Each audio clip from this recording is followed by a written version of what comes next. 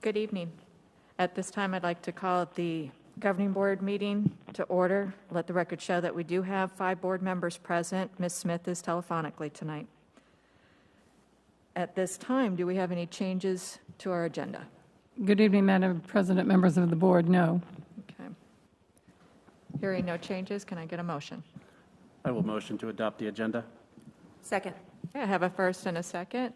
Mr. Martinez? Aye. Ms. Pimentel? Aye. Ms. Wilson? Aye. Ms. Smith? Aye. And chair votes aye. At this time, would everybody join me in a moment of silence, followed by the Pledge of Allegiance?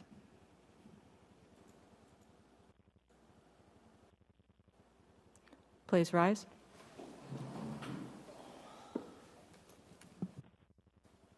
I pledge allegiance to the flag of the United States of America and to the republic for which it stands, one nation, under God, indivisible, with liberty and justice for all.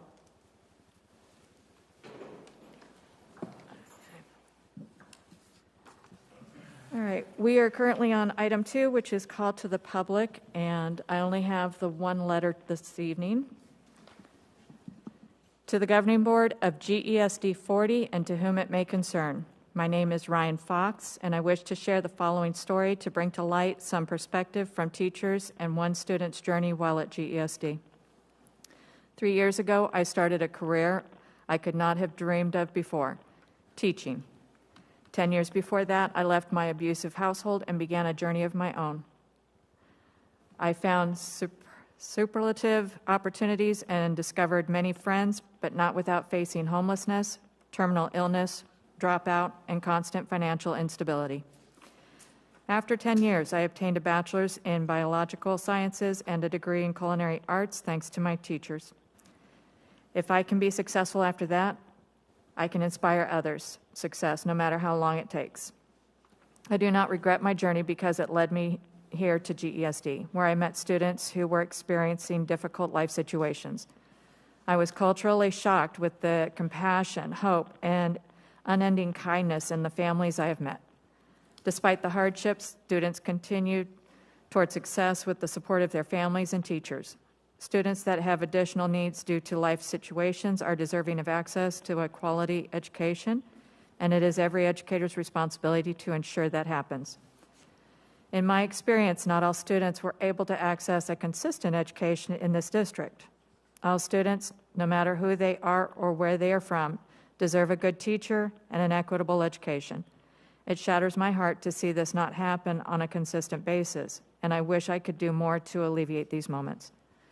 Perhaps we shall remind ourselves that when we hold a certain power to influence young minds, we must take care to ensure every student has the tools they need to be successful after we let them go.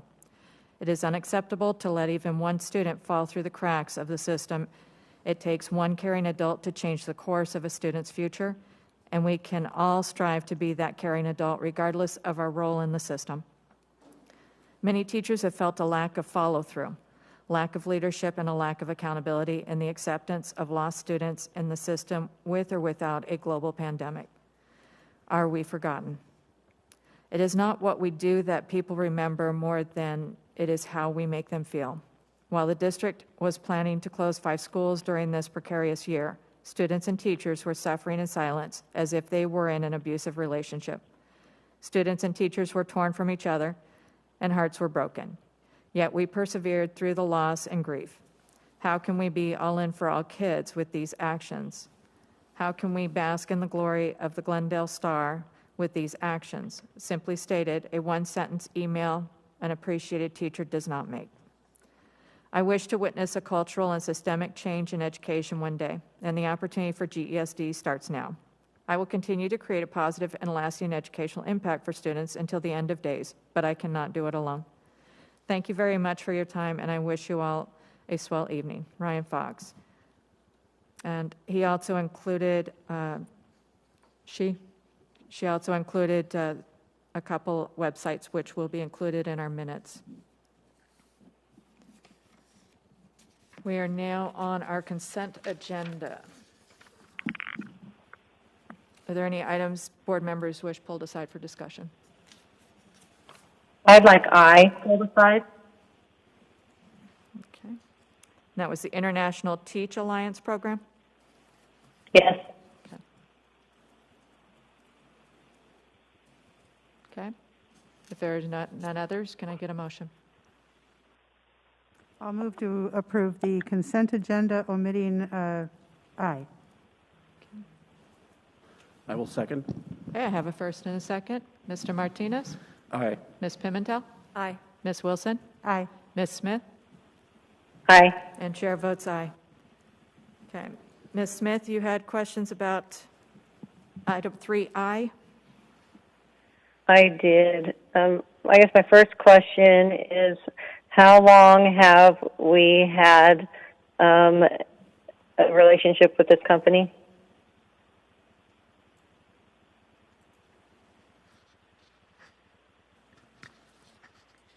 Madam President, members of the board, Superintendent Sagata Jones, Board Member Smith, this company has just started.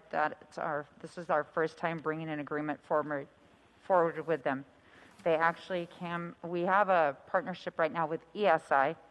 This is the international part that's coming from ESI.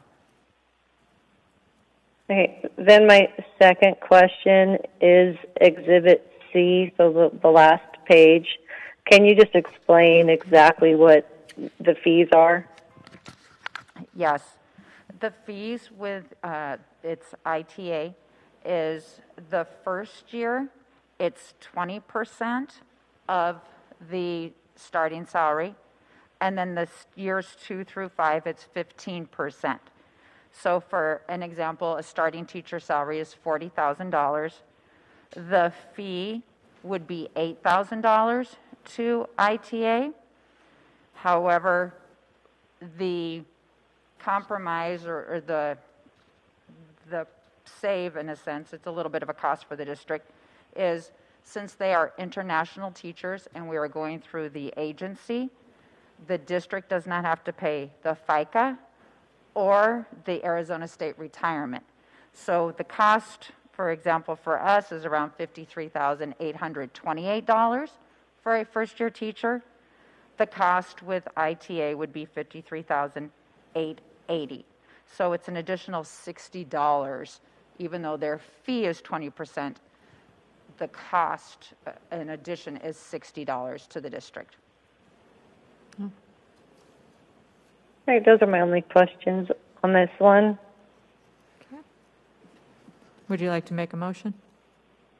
I'll just move to approve I. Second. Okay, I have a first and a second. Mr. Martinez? Aye. Ms. Pimentel? Aye. Ms. Wilson? Aye. Ms. Smith? Aye. And chair votes aye. We are now on item 4A, reports and information items, GESD Health Benchmarks Update. Yes, good evening, Madam President, members of the board. At this time, Dr. Lafitte will present the current benchmarks. Good evening. Good evening, Madam Chair, members of the board. So our data for this week, and it's in your packet if you look at it, what it provides for you is it's showing that there's been an increase over the past few weeks across the county and across the district as a whole. For the county, what we see is an increase in the cases per 100,000 and an increase in the percent positivity. It's not been as sharp as an increase as it was months ago when we were in the heaviest part of the pandemic, but it is an increase nevertheless.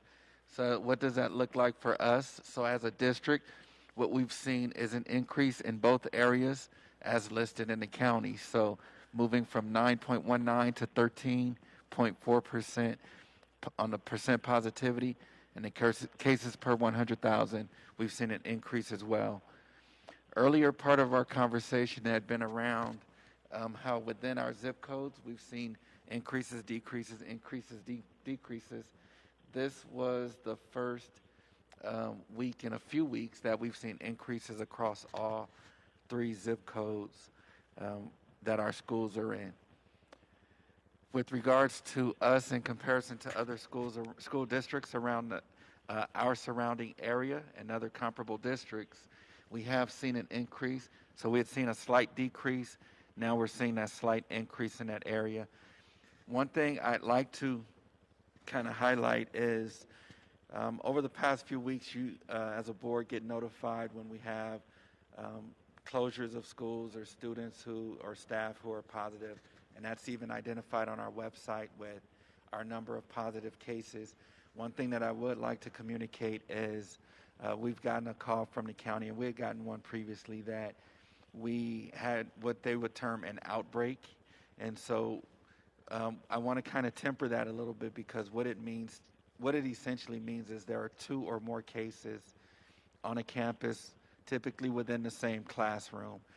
For our purposes, because we already quarantine or isolate students, and because we send the students home, close down the classes, for us, there's no further action. It's just a notification that we send to all the parents, just to make sure that they're aware of what's going on within the school. What usually happens is, from the point at which it was deemed an outbreak, after 28 days, then the county calls us back. They'll ask if there have been any new cases. As long as we state no, then they say, okay, it's no longer deemed an outbreak. So I just want to kind of wrap that up there.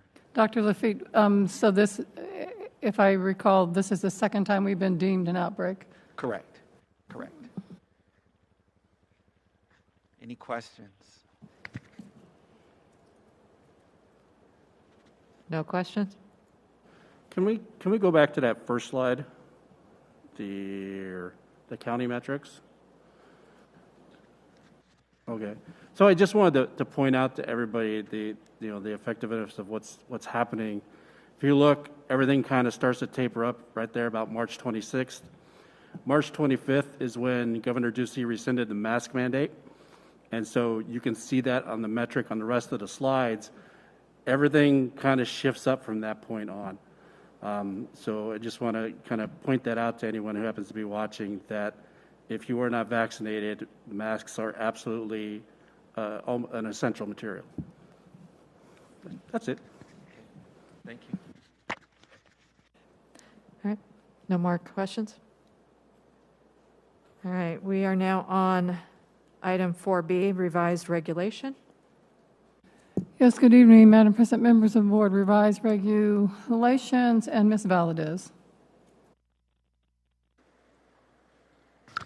Good evening again, Madam President, members of the board, Superintendent Sagata Jones.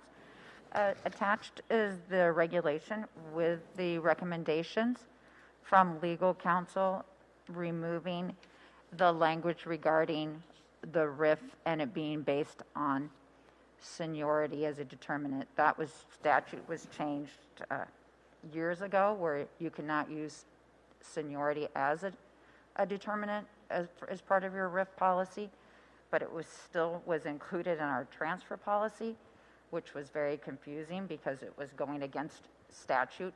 So we sent this off to legal counsel. She made the recommended changes, and that's what's attached.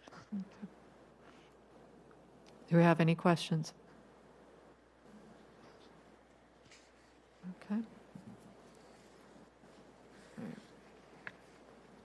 Moving on, we are now at item 5A, ASBA political agenda priorities. Yes, Madam President, members of the board, you'll want to look at your priorities, and you will probably want to make a decision on those this evening. We've included in there for you your priorities from last year. Administration supports those priorities and would encourage you also to advocate for special education funding, as well as funding for children in poverty.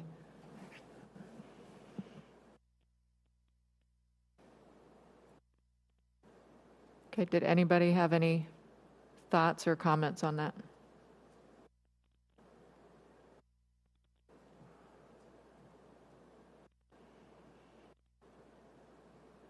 So I know I, for one, over the years of hearing everything that has to do with the nuances of school funding, that has been the glaring disparity of we don't get fully funded for the actual cost when it comes to the students that have greater needs than what we can support them with, but yet we are bound by law to provide those supports, which then takes away from a lot more students on the side. So I have absolutely no objection to, us adding those two items as a priority to be added to the political agenda.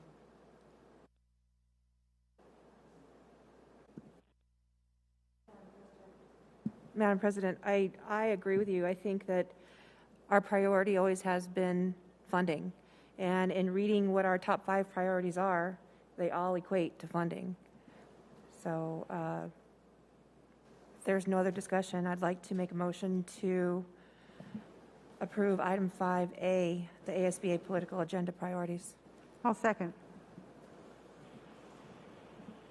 Now, keep in mind, we're adding two, so I think we need to specify those two, don't we?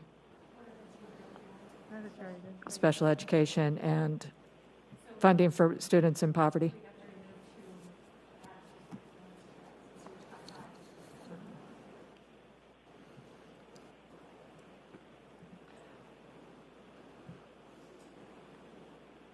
Mr. Berrigan. Madam President, members of the board, Superintendent Sagata Jones,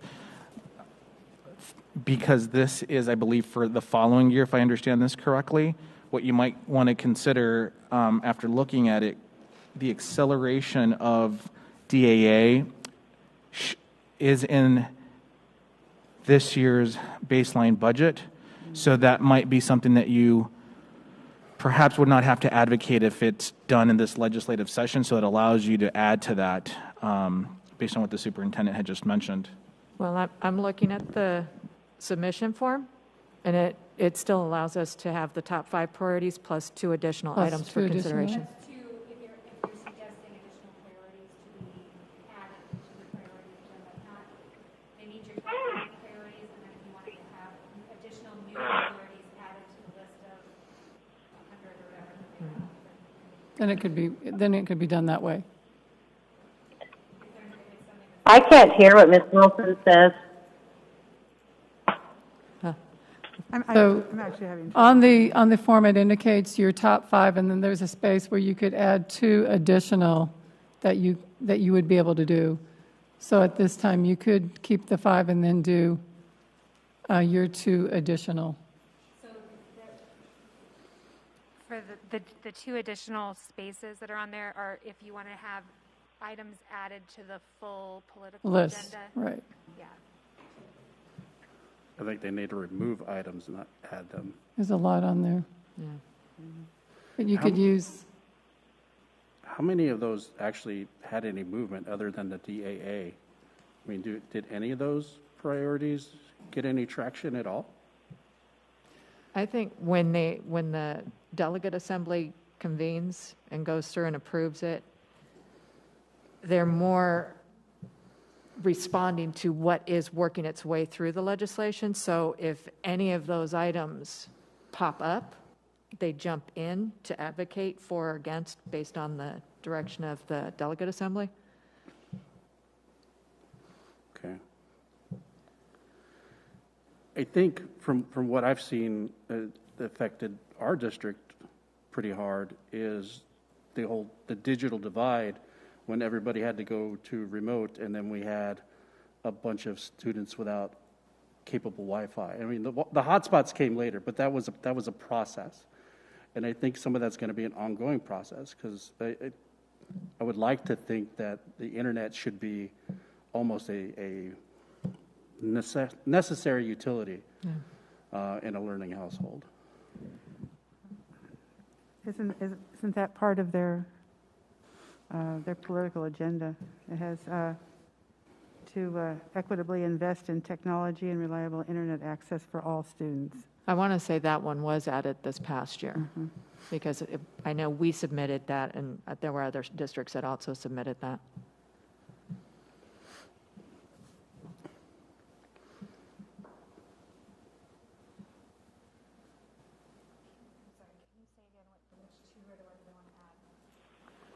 For funding for special education and funding for children in poverty. Funding for what? So are those from the list Were those taken from the list of? No, they do not So those- exist on the list. Those would be new ones. to be New added. ones. Okay. They do not exist on the list. Isn't under adequately and equitably fund school districts, the second to the last bullet says adequately fund programs under exceptional student services? Wouldn't that cover special ed? It could, yes, it would cover special ed. That could cover special ed.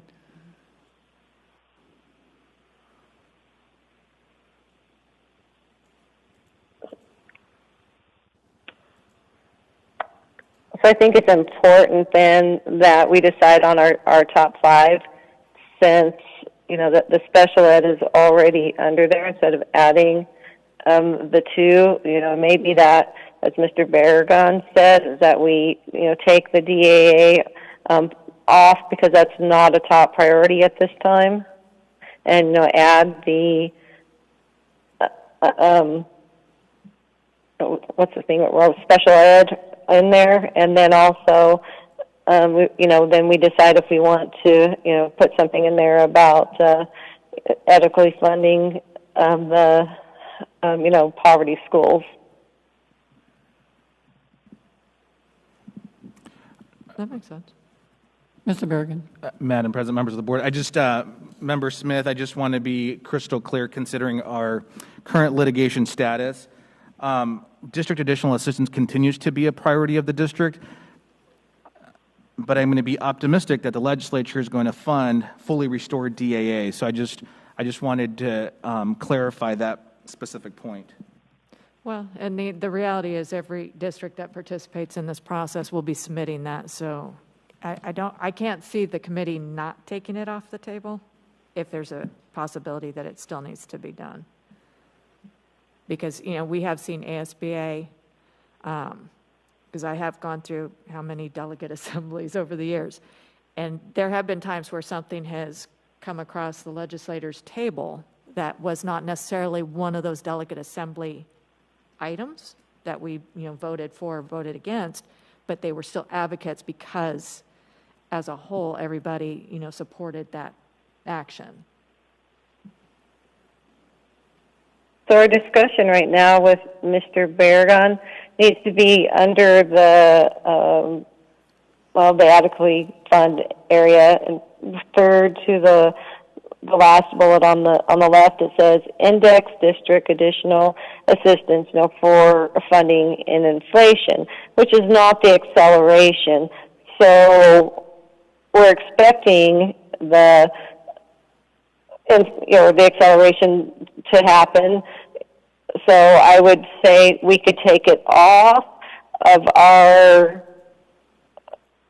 priority and put it back on if it doesn't happen this year. And like I said, ASBA wouldn't not fight for it if that were coming across the table. So, I say we leave it on. do what? I was just going to say, I think we should leave it on as a priority. Yeah, I'm kind of torn between taking it off because that train has kind of left the station and beyond optimistic that things will happen versus let's keep hammering it home until we are absolutely 100% sure that it is done. But I think I'm really leaning towards just keeping it on. Keeping it on, make sure it gets done. Don't do anything half measured. If we're gonna champion for something and push for something, let's at least see it through and make sure it gets done, as opposed to pushing the ball down the track and then moving on to something else because it's boring.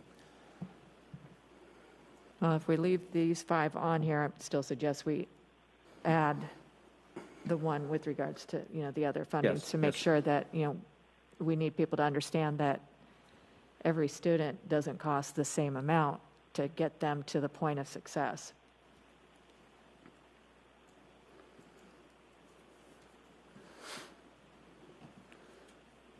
So do we need another one, another additional topic? Just to clarify it, just a motion to clarify it. Okay.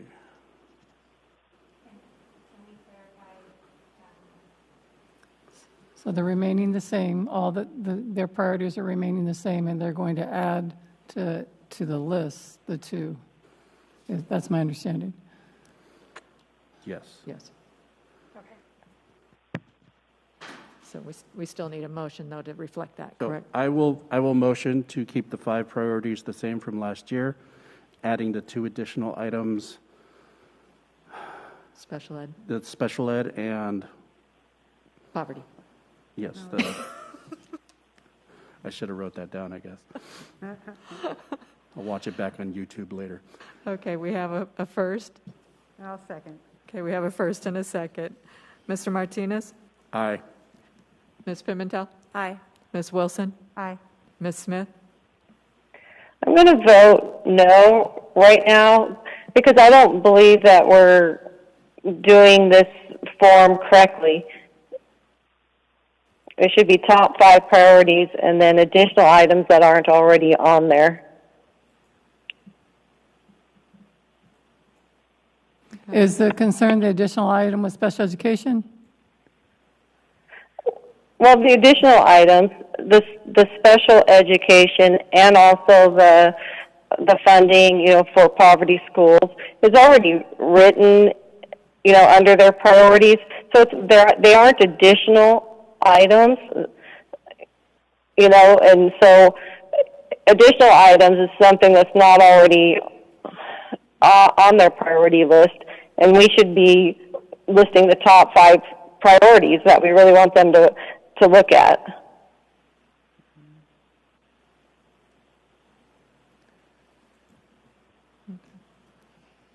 Well, we already have 3 votes aye. Ms. Smith, nay, for the reasons that she stated. I will go ahead and vote aye. One of these days, we'll get really good at this. We are moving on to 5C, the 2020-2021 expenditure. 5B. Oh, sorry, my apologies, 5B. Salary placement tables, fringe benefits, and extra duty stipends for the 21-22 school year.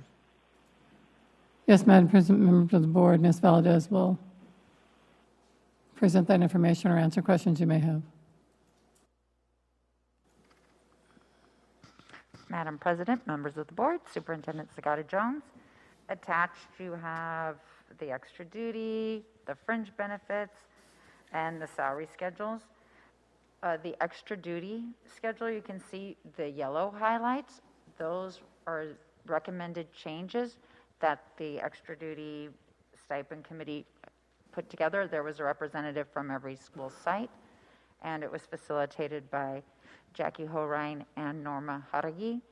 And the committee met quite a bit, went through the document, made the recommended changes, and those are the ones listed in yellow. The salary tables, other than the change to,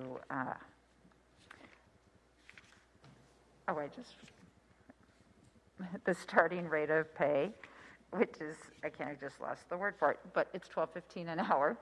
That's on there for the minimum wage. There it is, the minimum wage. The salary tables, there aren't any changes. And the fringe benefits package, we were advised by legal counsel to just list what our wellness incentives are. The fringe benefits, there were no changes except at the very end of the document, you'll see we listed the wellness incentives. Okay. Did any board members have questions?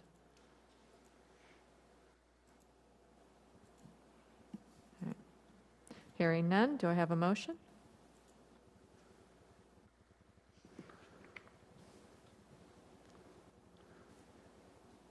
I will motion to approve the 2021-22 salary placement tables and fringe benefits and extra duty stipends. Okay, we have a motion. Do we have a second?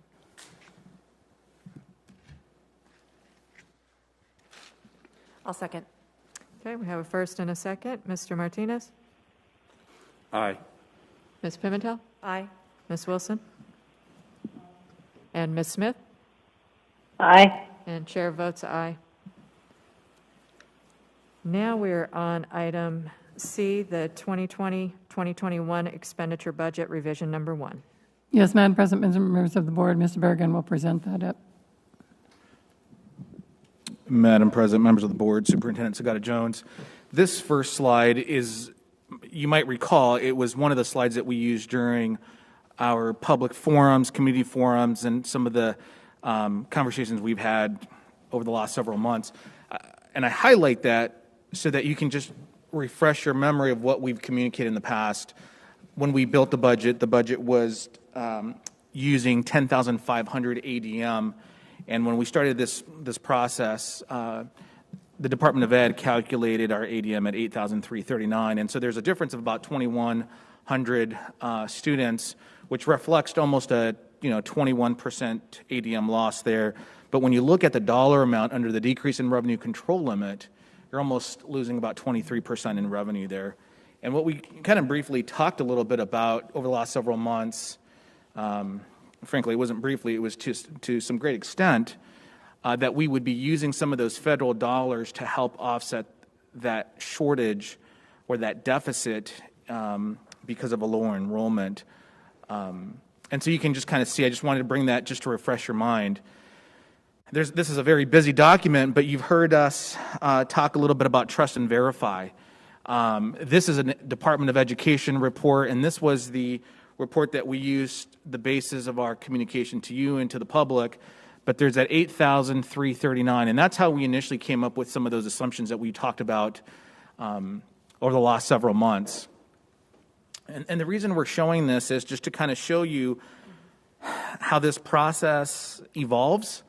And then we also shared with you that from the Department of Ed's perspective, they just had us as a deficit about 14 million. I think we showed about 14.3, so we were within that ballpark. This report is that same report that I showed you a couple of slides ago that showed 8,339. This more recent report, which is on May 5th, shows 8,128, and I'm rounding that. So you're seeing a decrease in that ADM. Same report that I showed you a couple of slides ago that showed almost a $14 million deficit. This now has it at that $15,074,354. Again, these are reports that we did not generate. These are reports that the Department of Education puts together for school districts and for the general public. So again, it was with that whole idea, trust but verify the information that's being communicated. This kind of shows you that ADM. And what we wanted, again, just to point out, is this was the 40th day, which I believe that's 8,063. In our presentations to you, to the public, we talked about 8,339. The most recent report shows 8,182. The bars to the right just reflects what was projected pre-pandemic. So the board, you all approved of the budget back in July, and you can kind of just see where we're at today. There's a decrease of 2,318 students, which represents a decrease in ADM of about 22%. And you're talking about 24% decrease in revenue. That's significant. And just truly think about what that means to you on a personal level when you lose 24% of your monthly or annual income. It's significant. Again, we would be using some of those federal dollars to offset that deficit. What you're going to see kind of as a change, I believe in that very first slide, that was just over, I'm going to round it, about 9.1 million. This now is about 9.8, 9.9, and that's because the state deficit grew. So we're going to have to use additional ESSER II monies to offset that deficit. I would say this is going to be a moving target between now and, frankly, the end of the year. So something that we've, on a monthly basis, continue to monitor. But again, this is about a 9.8 figure that we would be using to offset that additional deficit that I just walked you through. This is a little bit more detailed. This is really page 7 of the budget. It just kind of gives you a side-by-side comparison And again, the revenue control limit, a decrease of just over $15 million. It's significant. Budget balance carry forward, slightly increase of almost 200,000. Prop 123 add-on, just shy of 2,000. But while the deficit is about a I'm going to round it, 15.1 million, the net change is about 14.8, 14.9 million. So again, it's greater than what we even communicated to you several weeks ago now. We've talked about this, but we wanted to illustrate specifically what that's meant, what that's going to mean moving forward. The allocation, either it's a real allocation or a projected allocation. So the ESSER 1, the first row, is the true allocation of the district, 4.6 million. We would be using about 1.9 to offset that deficit. The 2.7 million you heard us talk a little bit about, we used those federal dollars to provide hotspots to implement GEO.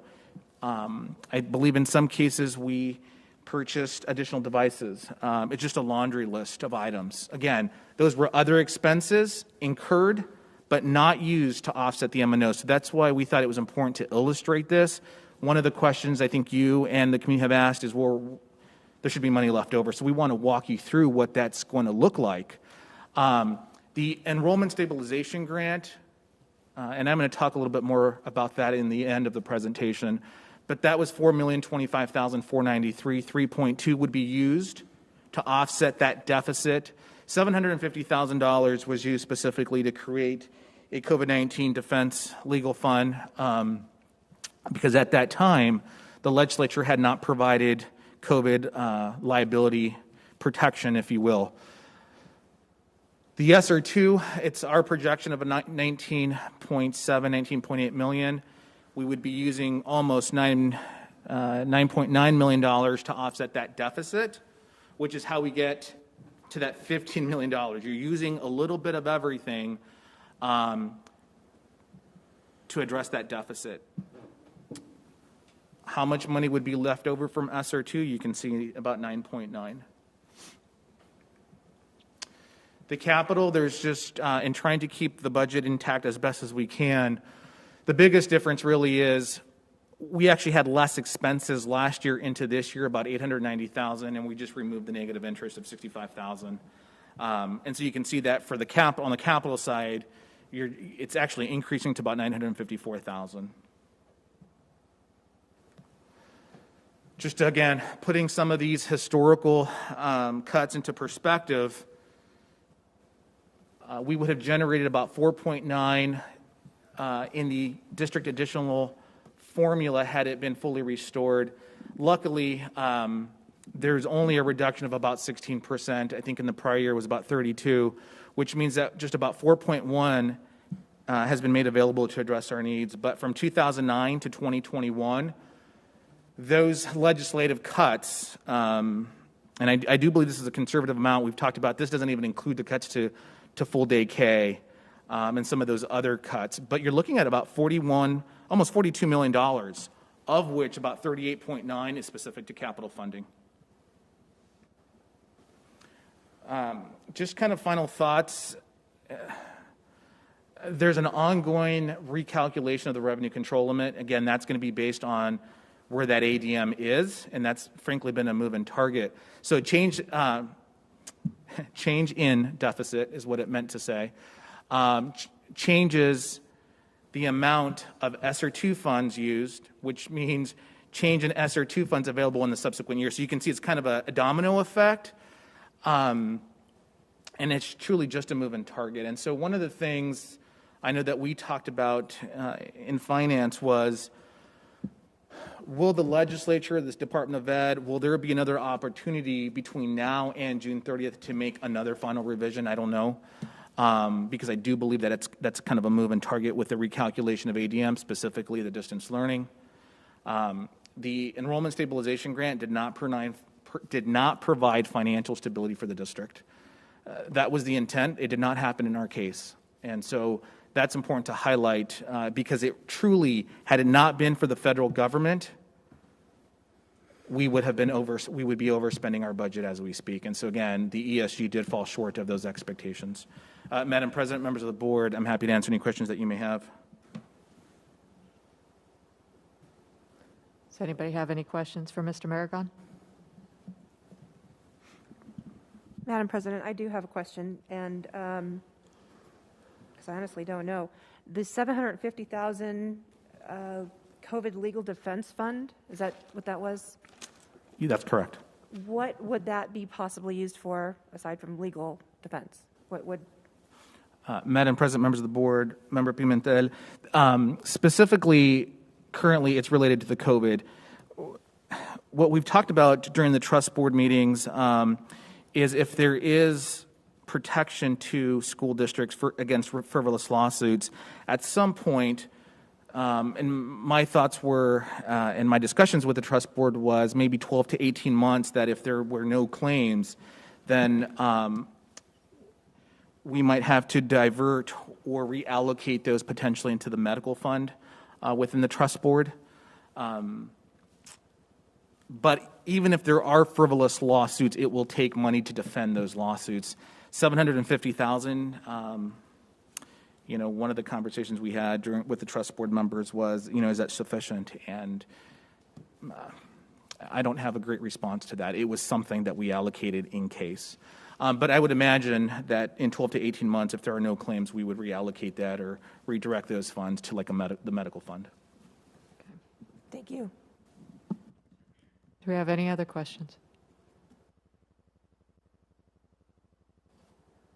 Okay, hearing none at this time, do I have a motion to adopt the revision? I motion to adopt the expenditure budget revision. Okay, we have a first. Do we have a second? I'll second. We have a first and a second. Mr. Martinez? Aye. Ms. Pimentel? Aye. Ms. Wilson? Aye. Ms. Smith? Aye. And chair votes aye. We are now on item 6, discussion items. First item is board meeting procedures. Ms. Sagata-Jones?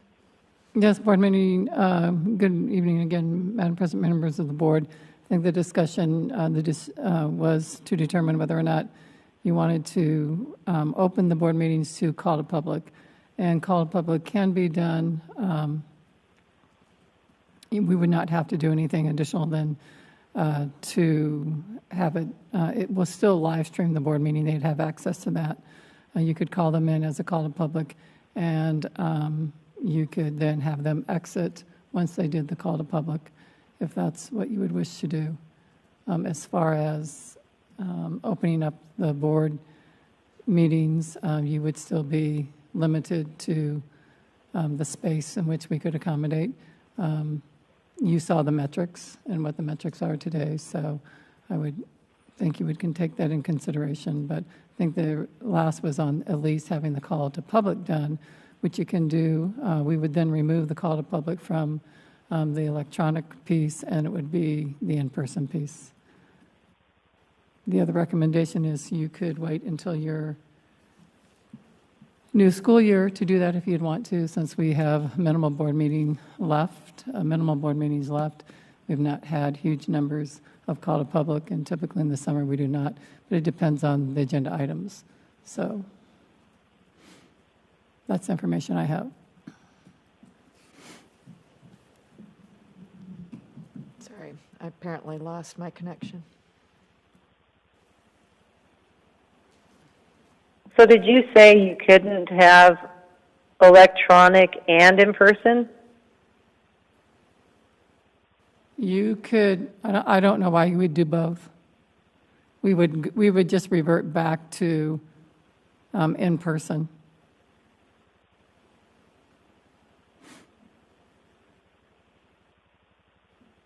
But you didn't get counsel that said you couldn't do both, correct? No, you could do both.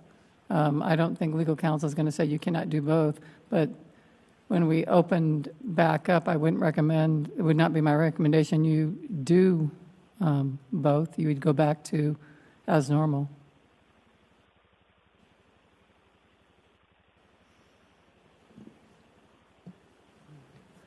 Madam President, Superintendent Sagata Jones, so we are, from what I understand, council says that we could open up, and it would be our prerogative that if someone came for call to the public, to have them leave afterwards, just for that portion? Yes, we can do that. And would we still have a limit of the number of people being in here? Under our current mitigation plan, yes, we would, considering our numbers. And just to make it clear, we would still require masks. Yes, we're still following, as you saw, CDC guidelines, new guidelines posted today. They're still recommending in schools and that masks are being worn. So yes. Thank you. Do we have any other questions about this item? I'm not overly convinced of the need to reopen that up. I mean, we're right within a couple weeks of ending the school year. If it's at this point in the game worth to change those procedures, and we'll just finish out the year as is. I mean, it's as Ms. Sagata-Jones pointed out, the CDC came out with new guidelines today. People continue to get vaccinated, stats continue to change, new data becomes available. I think we're on a good direction with some of the new guidelines, and I'm hoping that once we have a better idea of how those are going to affect everybody, I would like to just open it up to everybody at some point, but I think it's too early to do that. I'm not convinced of the value of just opening it up for call to the public. I agree with Board Member Martinez, and I think it would be prudent if we wait until the beginning of the school year and possibly bring this up for discussion again at that time. I'll agree. I agree that it would probably be in the best interest to just wait until the beginning of the school year and we can see what happens during the summer. We really don't have controversial items during the summer, so I don't think there would be a need for a call to the public during the summer. Well, we have 3 board members that consensus, so that would be, for us to hold off, and we can revisit this again as we approach the next school year. All right, we are now on item 6B, conference summaries. And as we had stated before, we would, if we attended a conference, which, this year has been all virtual, so it made it a little easier in some regards. We would submit notes from what we gained from it so everybody could share in, and then if anybody wanted to discuss any of the items in that. For me, NSBA, that conference, one of the big takeaways to me, because a lot of the sessions had, covered a lot of the things that we have done and put in place to support our students, the ones that were struggling. Getting some of those social supports. We shouldn't have to fill those gaps, but we need to fill those gaps in order for our students to be successful. But we've also, just the world has become very angry in a lot of ways. And unfortunately, our children, as well as the adults, don't necessarily know how to change to a positive mindset. And that was, I think, one of the more valuable sessions from the NSBA conference that I listened to. I don't know about anybody else, but I'd rather be around people that are looking at that glass half full and finding something positive even in the midst of chaos than the person who is only focused on what is wrong, what is wrong, what is wrong. And we all know somebody that does that, and you tend to distance a little bit, because you don't want to go down that path. With regards to the ASBA Equity Conference, I think we as a district, as a board, we can do a better job of, trying to get those voices, to hear those voices, especially when they are the ones that are being impacted by a decision we're going to have to make. from our students, to our community, to our business partners. If we present, this is what our reality is. What ideas do you have? What do you see as a problem? What is the challenge?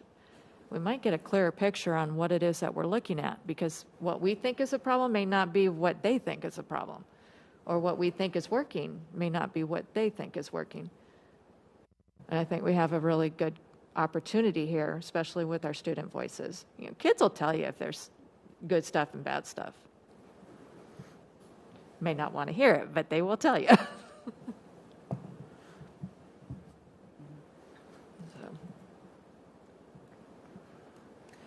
I had copious notes, and I found one page of them. So I do apologize. I will tell you from the NSBA, one of the things that really stuck out in my mind, the one that the class that I took, it was about LGBTQ protections for students and staff. And I would like to go back and revisit that policy to make sure that we include as much protections for our LGBTQ students, staff, community, because as you said, children will tell you what's good and what's bad, and sometimes children won't tell you anything at all. And we're back in class now, and we need to make sure that our students, specifically who are gay, straight, non-binary, transitioning, exploring, trying to figure out what and who they are, that they feel that they're in a positive space where they can speak up and speak out. So I'm really proud that when my son was in 5th and 6th grade and he wasn't sure who he was, he had teachers that were caring and protective, and they were very inclusive of not just of who he was, but of me as a parent. So I would like to, that was a really eye-opening class session. And their suggestion is go back and look at your policy. Go through it once with a fine-tooth comb and go through it again and make sure that you have protections in place. Because we may read it and look at it and think, okay, yeah, that's good. But I think that revisiting that is not a bad thing. And that's, that was, I think, one of the most important things I took out of that one. That was really important to me. And then there was one, I'm looking at my note, and it might have been something before that, and it was about dismantling racism in schools. And this, again, was NSBA. And one board member said how she had to water down policy in order to get board members to buy into what she was trying to take care of. And we passed an anti-racism resolution a couple months ago, and President Bartel said, we can't just sign this and shelve it, we need to live it. And we need to make sure that we are making this a living document. And so I agree with that. And so some of the things I'd like to do, I'd like us to explore and discuss is looking at different, I'm going to take another step back here because my mind's going all over the place trying to remember this. So one of the other things that I think that's important is that we have, and I'm sure we have them, I've been in the libraries that we have in our schools, but to make sure we have books about different cultures, all different cultures. I always get amazed when I hear how many languages are spoken in our schools. And, you know, your average person's going to think, oh, 3, 4, maybe 5. I think it was, I mean, somebody correct me here, wasn't it over 20 languages spoken in our schools? 87. And do we have culturally appropriate books for each of those languages? Talking about traditions, cultures, children, how they grow up in different areas, how they've gotten here, and we need to respect that because Sonia Nazario, she talked about how more than 1 in 4 children in the United States are either immigrant children or children of immigrants. That's 25% of students across the United States. And I would liken to say that probably in our district, that number is much higher. And that was another discussion that I felt was just really strong. But we need to know that our immigrant children and families know that they are welcomed and they are respected, that their cultures are respected. So there were so many other sessions I took, and I just wish I could remember more, but those were the two that really stuck out. At the equity event, there was a really great speaker in Calvin Terrell. And he said he gave us a couple things here. He says, one term that we need to really use is help me to understand. Mm-hmm. Help me understand what your plight is. Help me understand you. And I think that maybe we don't do that enough. Maybe we assume, and I say we, and I should, maybe I shouldn't, but you know, it's interesting. One of the things he said is we talk about diversity and equity and inclusion, but what are we really doing to make a difference in our schools with our children with that? So he was, he had a lot of interesting things to say, and I appreciated the take that he took and critical race theory, and it's something that I think that we need to have more conversations about. And I'm done.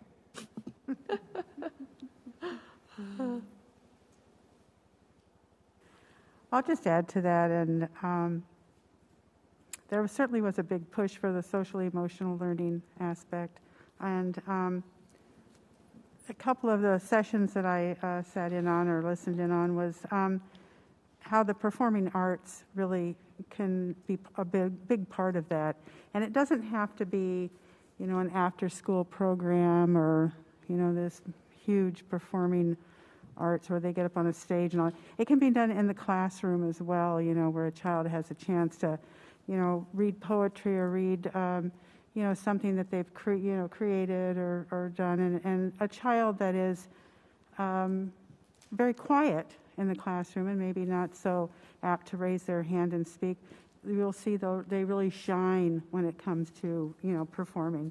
So I was glad to hear that, and so that to add to what you had said, you know, that's important that we give children that chance.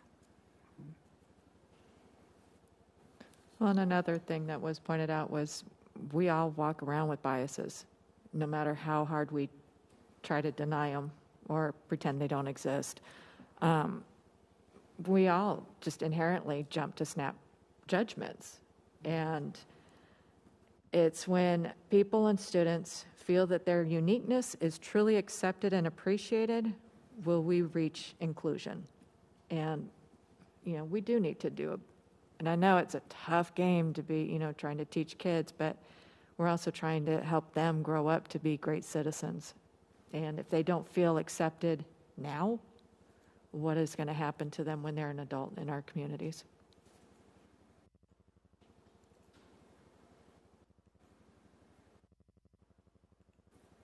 So I will throw myself under the bus. I missed a huge chunk of the NSBA conference.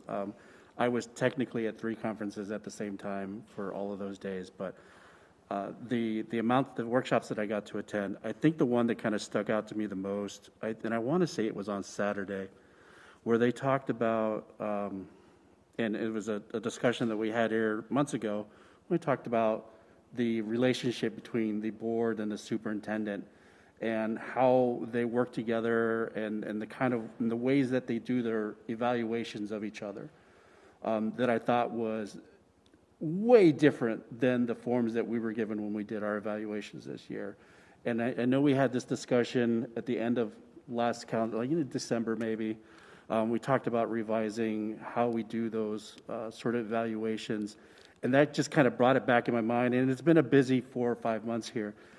So I want to put that, when we get to the future meetings topic, I want to make sure that we kind of put that back on the agenda somewhere, because I think the way that we are doing it now, for lack of a better word, not good. I don't like it. It's not enjoyable at all. Not that they should be enjoyable, but they shouldn't be difficult, and there shouldn't be any ambiguity in what is expected, or what we expect of the superintendent as a board, and what the superintendent and the school itself expects from us. So I want to make sure that we kind of touch on that again. Other than that, I thought it was a really interesting conference. I've been to several online conferences, and I thought this one was unique in the way that they did the sort of mixed format. So you went from videos to Zoom meetings, back to videos, back to live sessions. So I thought it was very, very interesting like that. I can't wait to see it at some point live. I think it'll be much better, and I will be much less distracted.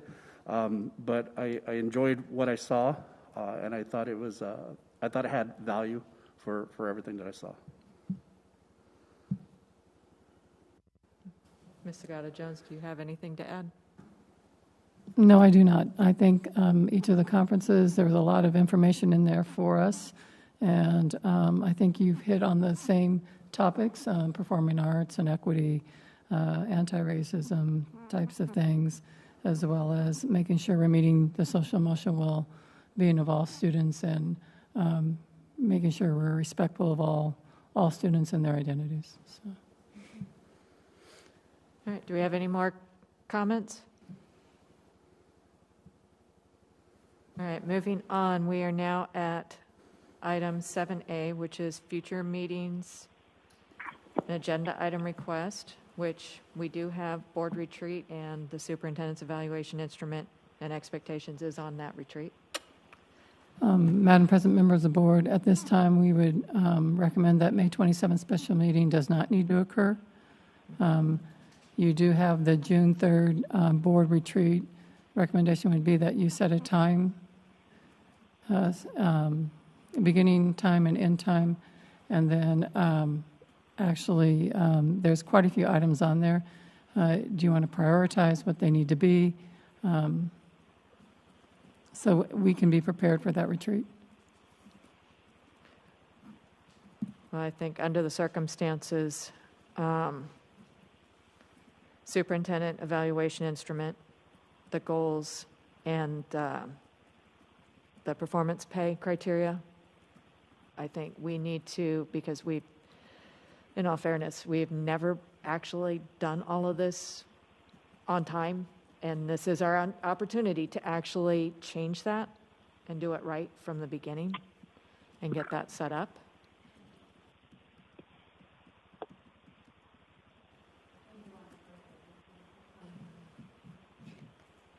I think we typically have that at 4:30, is it? It's scheduled for 4.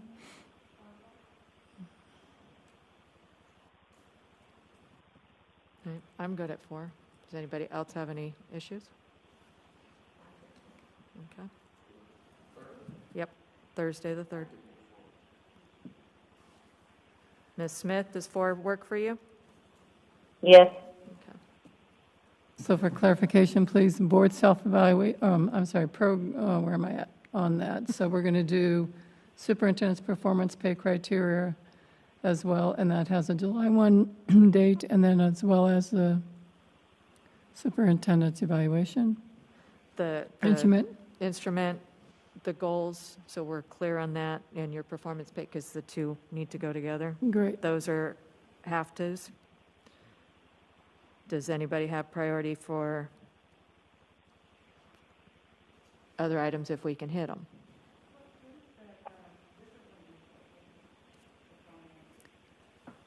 I think the discipline report is, you'd asked to see that broken down a little bit differently, and I think we've been doing that in the board update. I'm not sure what other, if the discipline report hasn't met the needs within the update, we can make adjustments to that as well.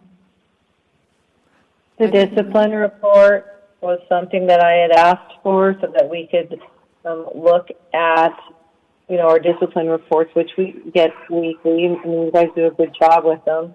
but maybe we need to, at some point we need to discuss if there should be, different priorities if we're really talking about, people's, making sure that there isn't racism going on. It's one of those things that needs to be discussed at some time.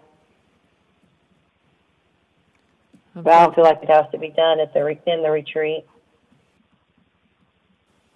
I think that one stems because there have been many conferences over the years where that implicit bias hides in there, and unfortunately, if we don't look at it deeper and see, are we helping to create an inequity with our kids? I'm just questioning bringing it up at the board retreat. Well, that's why Ms. Smith said she doesn't know if it needs to necessarily be the retreat, but. I would think that would be part of a greater anti-racism discussion anyway. Like Ms. Pimentel mentioned earlier, we passed a resolution saying we should be anti-racist, but what does that really do? Yeah. And I think the discipline report and other metrics that go along with that, I think feed into that conversation. So I think the discipline reports, while important, I think it's part of the larger discussion that we need to have at some point. What is it that we're going to do? It's easy to I believe the phrase was, it's easy to just put words on the paper, but what are we going to do to try and make that happen? And we had talked about the diversity of our district and all the different languages we speak, and how each of them comes from a different culture, and they're all amazing. I would love to meet representatives from each one of them, because I would love to know. I know all the only culture I know is my own. Right. It comes down to it, and I have mixed culture. I mean, my mom is a 5'0" Southern Texas girl, and my dad is from Indian Reservation out in Parker, Arizona. So I get a really weird mix already. But I would love to learn more about this. But it's part of learning how to combat racism, how to increase diversity, how to increase awareness of different cultures. I don't think that may be a whole meeting in itself, other than a board retreat, though. Perhaps we can look at a presentation in the fall. I know Dr. Lafitte and his team has done a lot of work in this area, and are looking at trends across the district and across individual schools. So we can prepare for you, let's say in early fall, a presentation on, and by that time also, within his own department, they are talking about what else they want to see in that report and how it could change, and how that information is being gathered and how it's actually input into the system as well. So I think at that time, we'd be happy to come back and have that conversation.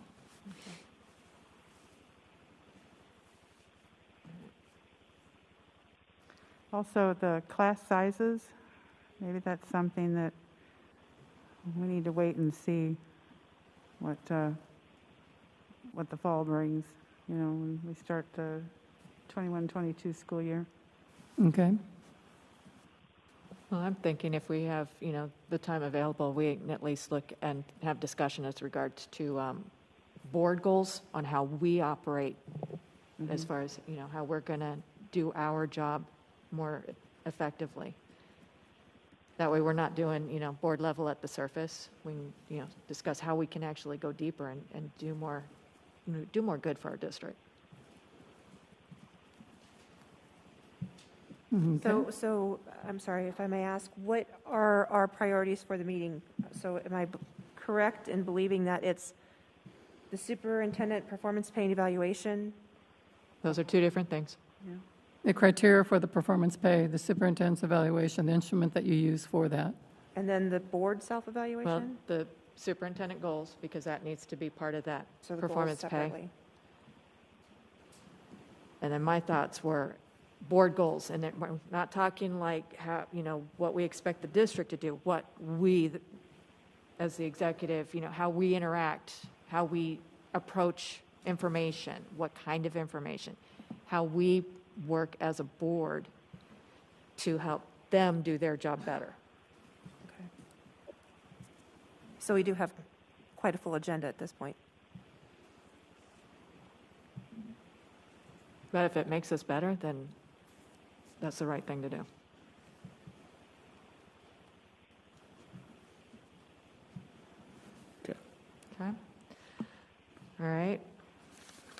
we're ready to move on, we will go to item 8A. I'm not.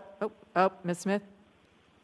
I would like to get added onto this agenda request item that discuss community task forces.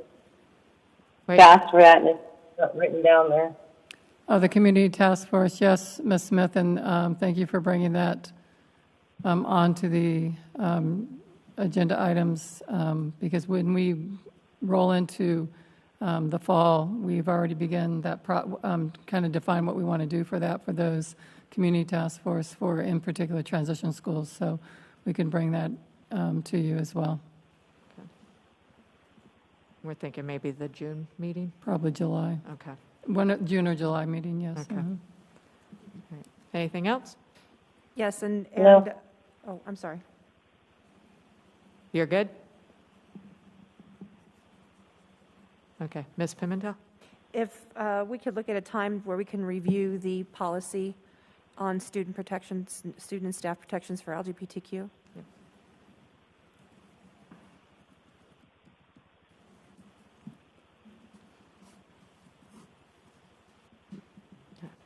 Are we ready?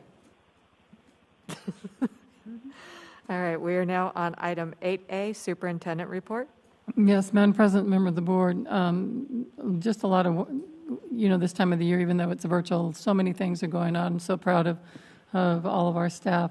I want to make a few announcements, and then I want to end it with a video, if you don't mind, on my section anyway. The exemplary principal, if you saw me tweet, Joe de la Huerta was honored this week by Maricopa County School State Superintendent Steve Watson. A couple months ago, we received that request for a nomination, and it was very clear through the executive team that the work that Mr. De La Huerta has done with his staff at Desert Garden has been just phenomenal. And so we submitted that, and with his staff, helped to write that recommendation, and then he was honored this week. So extremely proud of Joe and Desert Garden staff and Christy and the work that they have done. So it was great to be there. He had no idea what was going on, and so just very honored. The comments from Mr. Watson and his team were that they were just blown away with his interviews when they met with him. So congratulations to Joe. We're very proud of him. Also, we've been notified that we've met the criteria for Virtual Health Arizona Worksite Platinum level. So we've met that criteria. We look forward to that. Also, we have begun this week high school registration sites to try to get our 8th graders registered.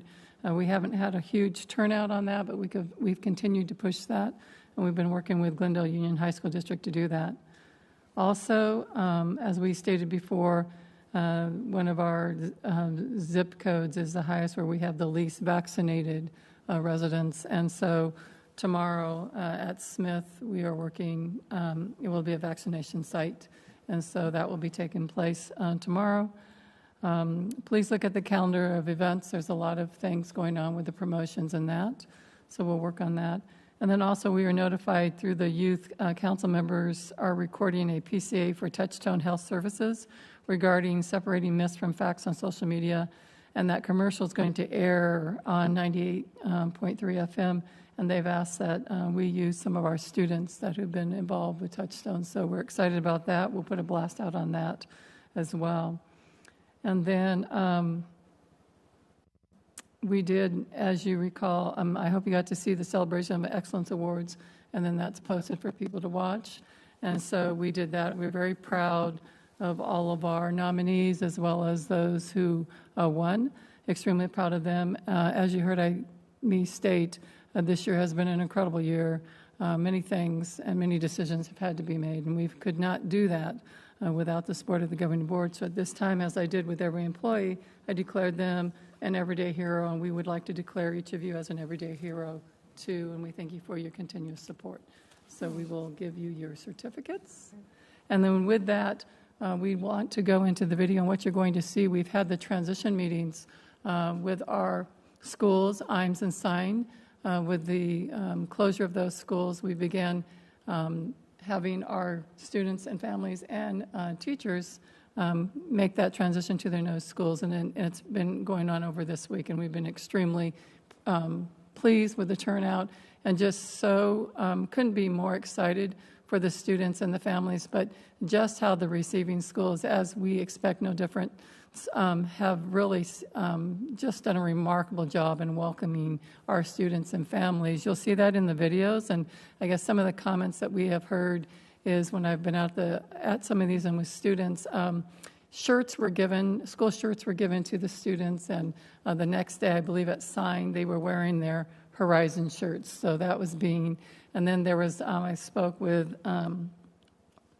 Principal Carrillo over at IMES yesterday, or last night, and she was telling me that the kids came back and said, well, do you have this at your school? Do you have a boys club at your school? Do you have, and it even came down, well, do you have Miss Strickler at your school? Because they were running out of things to think of, I guess, but they were going back and forth with what the things their new school had. I did have the opportunity also to engage with some of the parents, and the parents, they asked questions. They seemed very pleased. We had transportation there, and so the kids could get on buses as well. The parents that I spoke to were very excited. They wanted to know their bus routes, and we're still working on the logistics of that, but they were excited. They were excited they did not have to wear uniforms. Just a lot of positive things from the experiences that I had. So with that, we want to show you that in a video clip.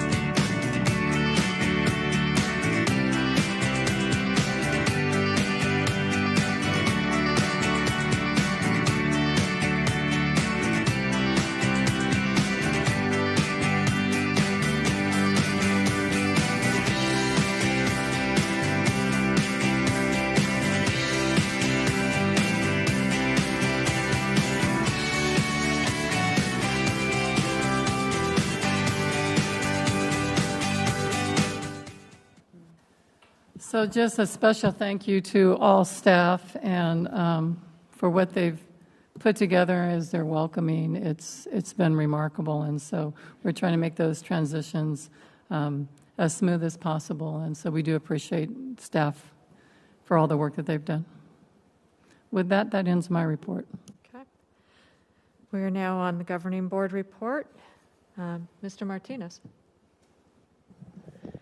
It has been a very busy couple of weeks, it seems like. There's so much going on. The kids getting to go see their new school sites, which I thought was amazing, kind of seeing that go down. Thank you for the video. The talent show happened. Thank you for all the kids who joined in the talent show. And I hope you get a moment to go back and review your videos. I will tell you from experience, seeing and listening to yourself on video will never not make you anxious. It will be like that forever. I cringe every time I see myself on video, and I'm like, do I really sound like that? Yes, I do. There were some amazing talents on there. It was great to watch. Thank you, everybody. And thank you, and all the heroes and all the teachers of the year, the administrators of the year. Thank you for all your work over this past year. It's been an amazingly difficult year at sometimes. But we've gotten towards the end, and we're coming out a little bit better and a little bit stronger for that. And last but not least, CDC opened up vaccinations for kids 12 and up this week. I put my money where my mouth is, and all 3 of my kids have appointments this weekend to get their COVID vaccine. That is the only way we'll ever get out of this, it seems like. So sometimes you just have to put one foot in front of the other. Went and got my shot. Kids are going to go get their shot. I haven't told them yet. It's going to come down the line as, hey, kids, you want to go get some ice cream? And then we show up at Gila River Casino, or not the casino. They're too young to go to that. Yeah. But the arena, and just walk them down the line and get shots. So Kids, I hope you're not listening. We're going to have fun this Saturday. Dad will make sure, but thank you, everybody. That's all. Okay. Ms. Pimentel. I would like to reiterate everything Board Member Martinez said, and when I watched the video on the Everyday Heroes, Superintendent Sagata Jones said every person in our district is an everyday hero, and I couldn't agree with you more. From our smallest, tiniest student in pre-K to the parents, to the teachers, administration, principals, our food service, everybody. Thank you, thank you, thank you, thank you. Parents became teachers and realized just how difficult that job is and how much we don't know, because I can't help my little nieces and nephews. I'm no good at that. So thank you. Everybody is a hero, and it's not to say, hey, everybody gets an award thing. This has been a trying time. The talent show, I only got to watch the very first one, and then I got interrupted by a phone call, but I will go home and watch the rest of it because I heard it is quite amazing. Congratulations to Principal De La Huerta. That's an amazing, amazing honor, and he more than deserves it, and I do know that. Again, vaccinations are now available for kids 12 and over, and we have a vaccination site at Smith School. So please consider that for your children. Make sure everybody is being safe. And 8th grade promotions, kindergarten promotions, pre-K promotions are coming up. I really wish I could have signed up for so many of them, and I think so many are all at the same time. So congratulations to our students coming back as kindergartners. Congratulations to the kindergartners coming back at first graders. And congratulations to all of the 8th graders going to high school, wherever you're going. Go and do well, and congratulations. Board Member